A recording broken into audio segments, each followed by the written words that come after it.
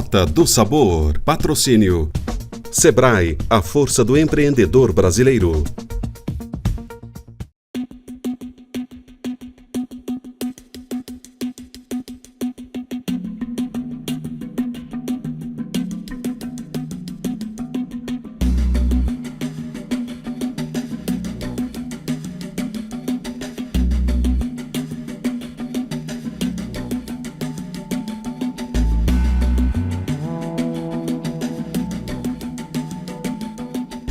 Hoje o nosso personagem é um melão de Mossoró, do Rio Grande do Norte.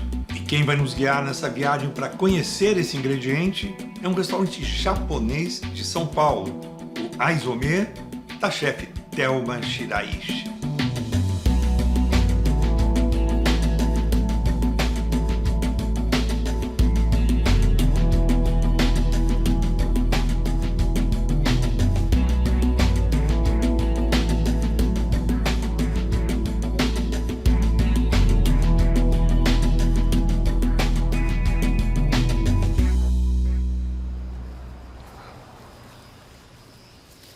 Thelma, Tudo bem? tudo bom? Como você está? Prazer te receber.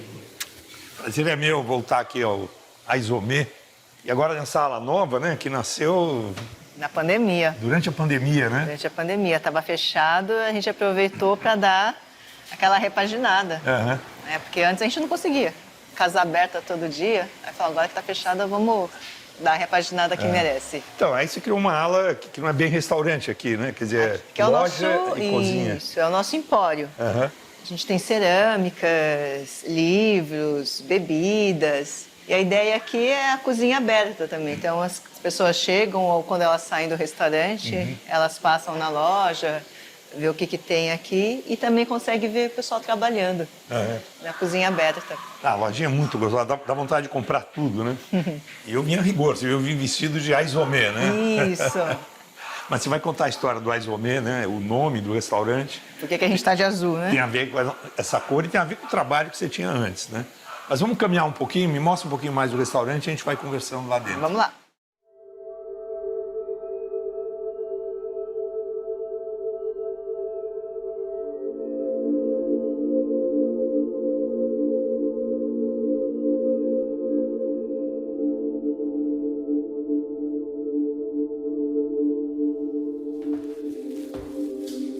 Olha, essa foi um dos ambientes que vocês mudaram, né? Isso. Além da loja, nós fizemos também essa sala. Dar uma renovada aqui. E é linda, né? Tem essas dobraduras de madeira, né? É inspirada no origami japonês.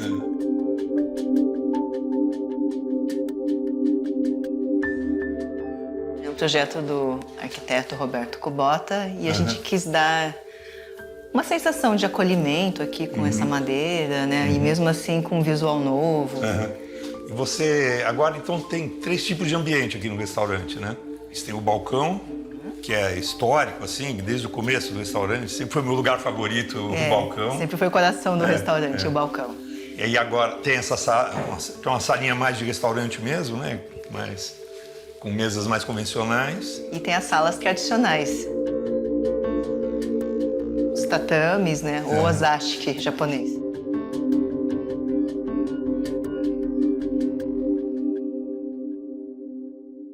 Cada um desses lugares tem um tipo de serviço diferente, um tipo de menu Não, diferente? o menu como é o mesmo, mas é mais o estilo. Se você está num grupo e quer ficar reservado, as salas fechadas são a melhor opção.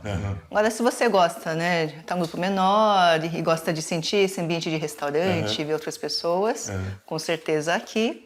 E quem tem a experiência, né, do balcão, que é muito diferente, né, tem interação direta com o chefe, o sushi man. Então, com certeza, balcão, como você falou, é o seu lugar preferido.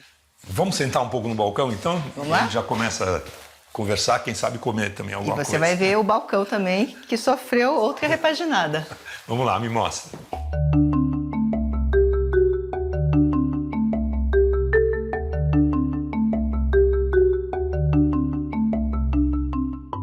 Em São Paulo, a gente se habituou bastante com o makazê, que em geral é um balcão de sushi, né? Sim. Mas aqui sempre foi mais um kaiseki, né? Que não era só sushi. Não era só sushi. Pelo contrário, sushi, se tivesse, era um dos pratos. Era uma das etapas, né? E a proposta sempre foi mostrar essa diversidade da culinária japonesa, né? Que é principalmente baseada na sazonalidade, então ingredientes da estação, né? E no que é local, valorizar o que a gente tem aqui no nosso entorno, né? Os produtores, e todo dia muda o cardápio, dependendo do que eles mandam para mim. Então, quem manda no menu, na verdade, são os meus fornecedores. Dessa maneira, você também teve que, digamos, adaptar um pouco esse hábito japonês e as suas técnicas, que são muito japonesas, a produtos brasileiros, aos produtos que são disponíveis aqui, né? Sim, mas aí que está a riqueza, né? Porque mesmo no Japão, apesar de ser um país pequeno, né, de ilhas, o Japão é muito comprido, né? Vai de norte a sul e de leste a oeste e muda muito as características. Então, às vezes, de uma cidade para outra, você vai ter ingredientes muito diferentes, você vai ter tradições também, histórias que fazem um prato, que dão a cara daquele local. Então, foi pegando esses conceitos, né, que a gente conseguiu transplantar, digamos, traduzir o que seriam os sabores japoneses, só que no contexto aqui do Brasil. E, na verdade, eu acho que a minha bandeira agora seria mais trabalhar no sentido da gente ter uma culinária nipo-brasileira. De inspiração japonesa, mas sim, utilizar as técnicas, os temperos, essa filosofia, inclusive, né, de você encarar o produto, valorizar o ingrediente, desde quem plantou, colheu, pescou, né, que faz parte disso, né, até chegar no prato. Então, eu tento contar essa história. Né? É a minha história, na verdade. E sabe que essa temporada do nosso programa, do Rota do Sabor, a gente tem, cada episódio, tentado explorar um ingrediente que seja típico de uma região, que seja típico de uma cultura, de uma história, de um jeito de fazer, né? Aí eu trouxe para a Thelma aqui um desafio que era de fazer pratos com melão, se baseando, inclusive, num melão que é o melão que 60% do melão brasileiro vem dessa região do Rio Grande do Norte, né, que é o melão de Mossoró. E a Thelma resolveu fazer tudo hoje usando melão, vários tipos de melão, né, começando pelo melão de Mossoró. Então conta um pouquinho o que você vai fazer, começando por esse daí. Esse aqui que todo mundo conhece. E o desafio foi fazer um prato com ele que não fosse uma sobremesa, não fosse uma salada de frutas, que é o que todo mundo conhece. Então eu vou fazer um sunomono.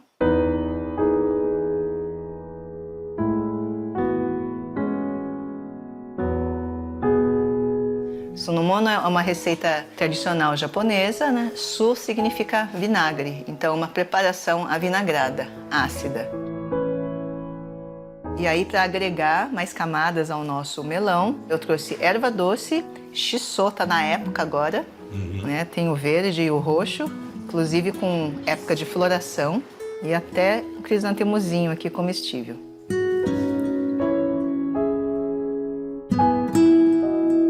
Aí vamos tirar fatias bem fininhas dele.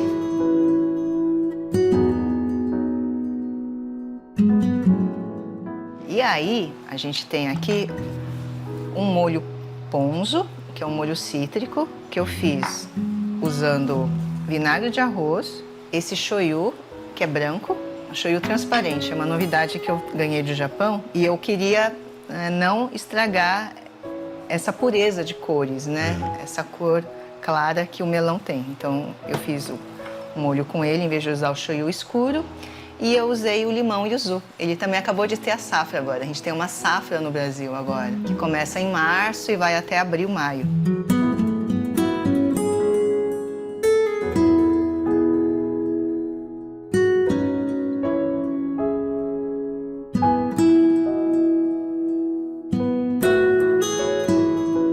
E agora a gente finaliza, então, com algumas folhinhas do shiso. Eles vão dar o toque herbáceo. E um crisantemozinho comestível aqui.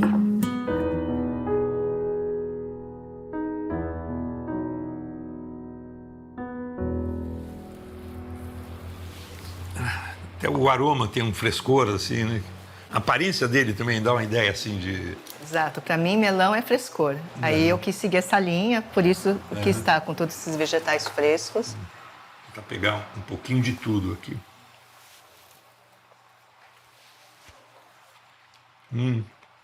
O molho ponzu aqui tá perfeito, porque ele tá um pouquinho ácido, né? Se não tá demais. Senão poderia, sei lá, esconder, né, a doçura do melão. Que não é um melão muito doce, né? Esse não é o tipo de melão super doce. Mas ele tá, eu experimentei, ele tá, Sim, mas ele tá no ponto. Não tá excessivamente doce, né? Se estivesse maduro demais. Porque às vezes o cantaloupe, por exemplo, ele é bem mais doce e tal. Chega a ser um pouco enjoativo até, né? Pra servir num prato salgado.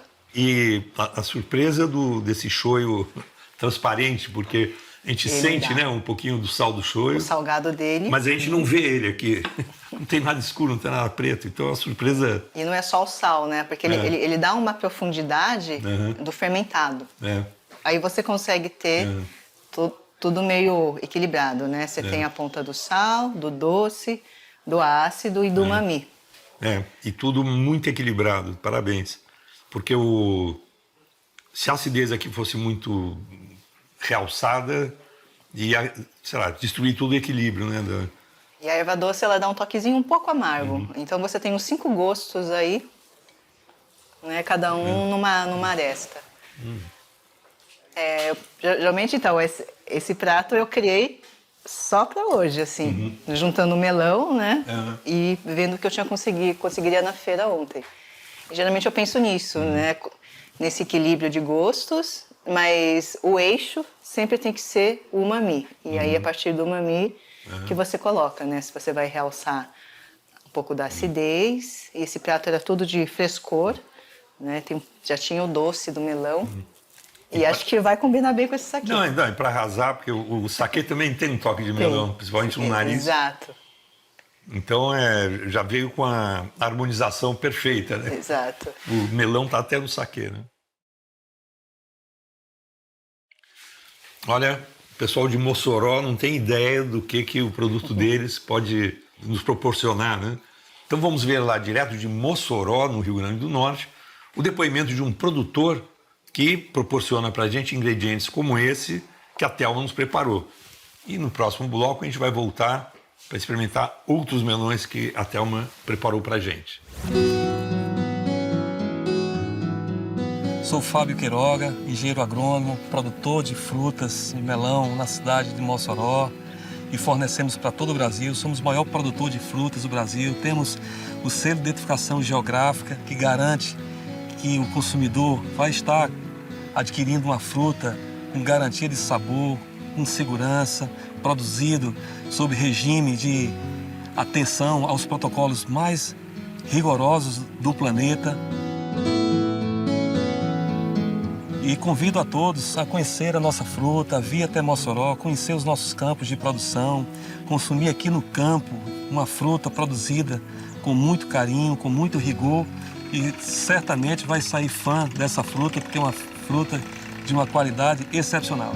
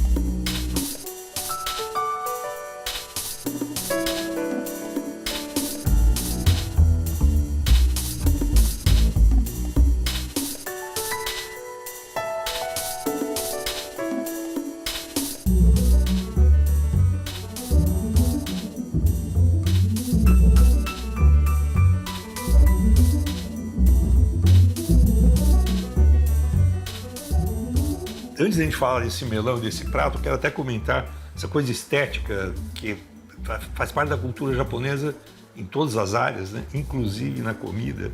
Eu quero aproveitar a deixa para a gente conversar um pouquinho sobre a sua origem como chefe de cozinha. Porque antes disso você trabalhava com estética também, mas em outra área, né? Você trabalhava com moda. Trabalhei com moda. Foi bem na época que teve a grande onda da moda aqui no Brasil. E quando surgiram os grandes estilistas, os desfiles, as top models, né? Só que antes disso era para eu ter sido médica ou cientista. Você chegou a fazer faculdade de medicina? Isso, eu fiz Ou começar, pelo menos. fiz metade do curso de medicina na USP, até perceber que não era a minha área, né? Não era a minha vocação. Pelo menos aprendeu a mexer com bisturi.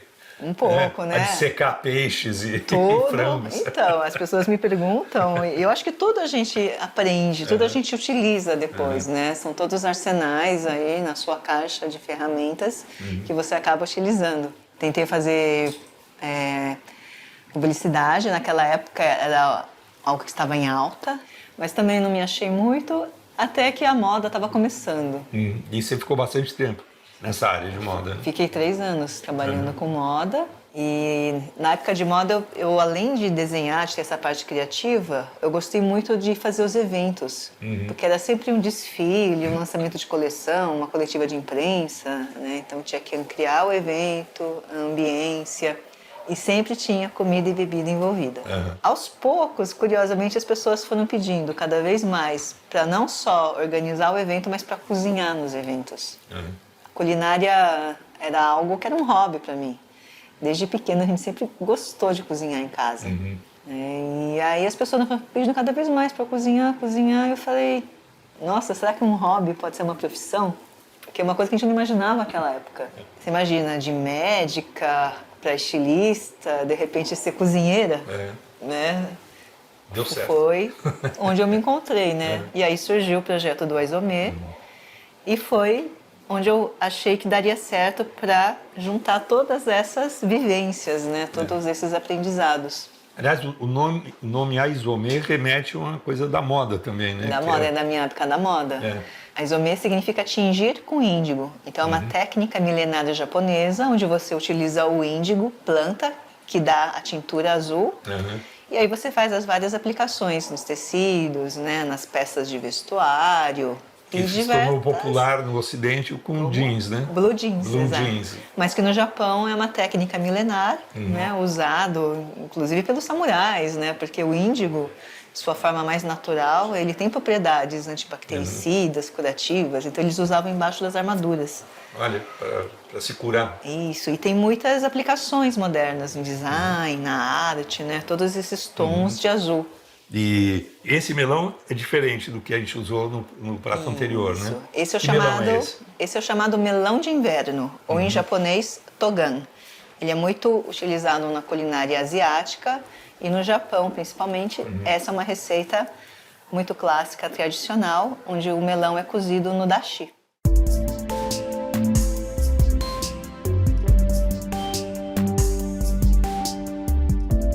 Primeiro a gente ferve ele numa água de arroz, a água da lavagem do arroz. Esse é o segredo. Olha.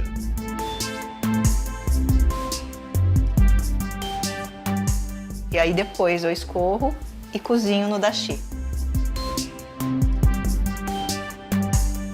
E aí ele vai absorver todo o sabor do dashi.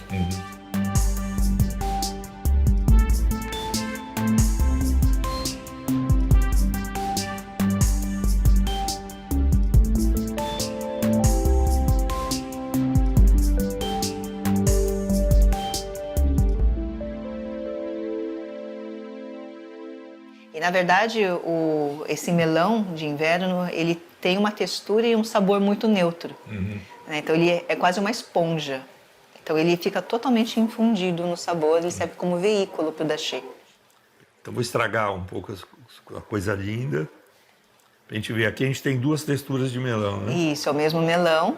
Eu tirei a casca externa, que é dura, e a parte bem abaixo da casca, que tem esse verde meio jade, né? Só que ele é mais firme. E, por fim, a parte mais central dele, que é bem macia. E tem essa textura de uma esponja. Que é isso e ele é daqui. meio translúcido, sim. Eu não consigo cortar, vou morder. Deve ser feio fazer isso, mas...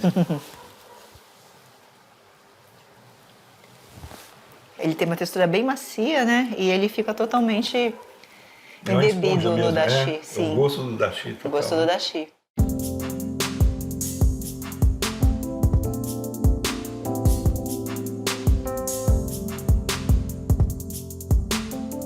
E a gente agora prossegue o nosso banquete de melão aqui no Aizome. Thelma, agora explica tudo aqui. Bom, tem o gohan, que é a parte principal de qualquer refeição japonesa. Que é o arroz, né? Isso, mas fizemos uma preparação usando o melão de São Caetano.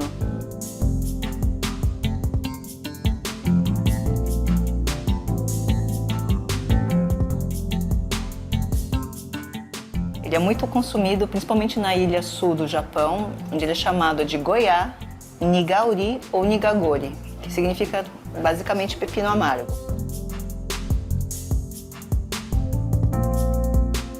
Ou aqui a gente chama de melão de São Caetano. Ele foi salteado com carne de porco, tofu e ovo.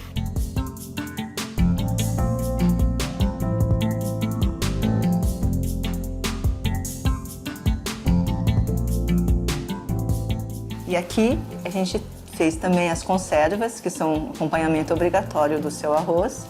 Tem maxixe, que também é parente do melão. É um melãozinho também. É o melãozinho, exato. O pepino e aqui, curiosidade, casca da melancia.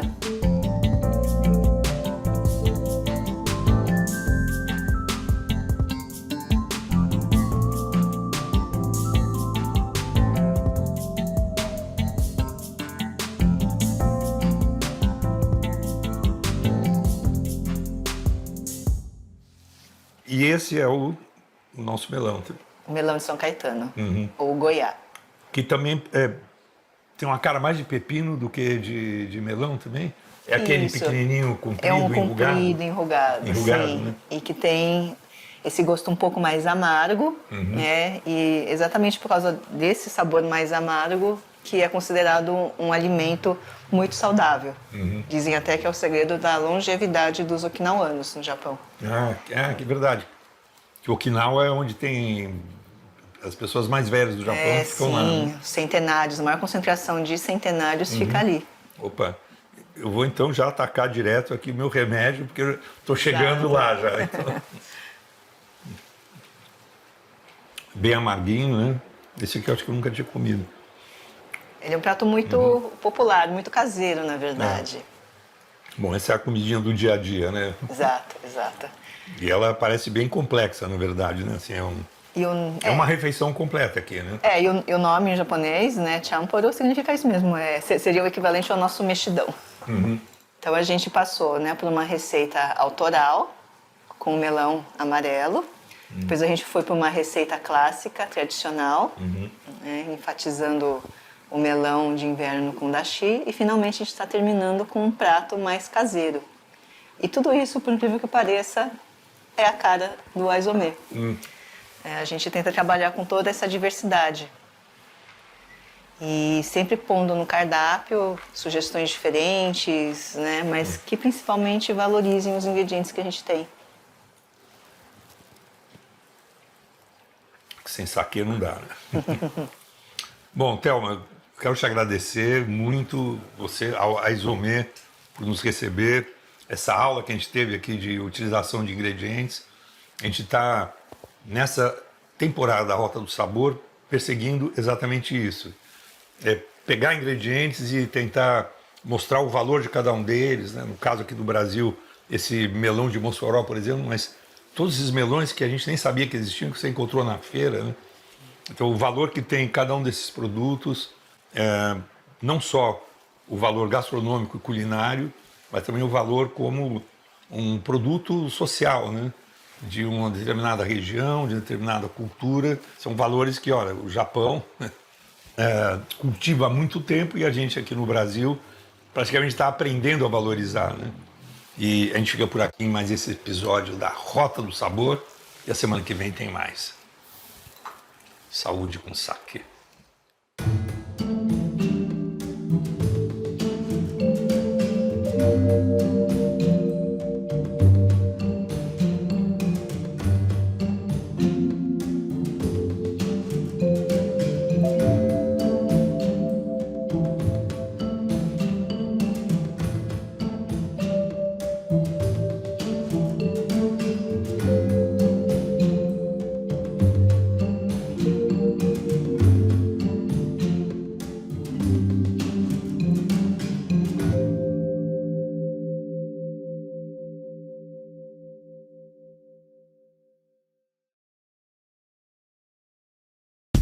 Rota do Sabor. Patrocínio Sebrae, a força do empreendedor brasileiro.